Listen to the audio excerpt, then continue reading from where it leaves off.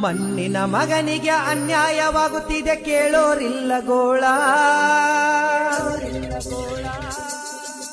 ಮಣ್ಣಿನ ಮಗನಿಗೆ ಅನ್ಯಾಯವಾಗುತ್ತಿದೆ ಕೇಳೋರಿಲ್ಲ ಗೋಳ. ಬೆಳೆದ ಬೆಳೆಗೆ ಸರಿಯಾದ ಪರಿಹಾರ ಕೊಡುತ್ತಿಲ್ಲ ಸರ್ಕಾರ.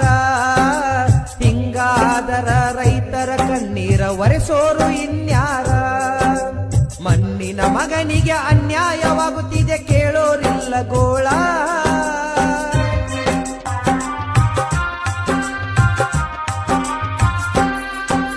ವರ್ಷವಿಡೀ ರೈತ ಹಗಲು ಇರಳು ಎನ್ನದೆ ದುಡಿದಾನ. ತಾನು ಬೆಳೆದ ಬೆಳೆಗೆ ಬೆಲೆ ಇಲ್ಲ ಮನದಾಗ ಮರುಜ್ಞಾನ. ನಿಗದಿತ ಬೆಲೆಯ ನೀಡಬೇಕೆಂದು ಹೋರಾಟ ನಡೆಸ್ಯಾರ. ರಾಜ್ಯದ ತುಂಬಾ ಹಲವಾರು ರೈತ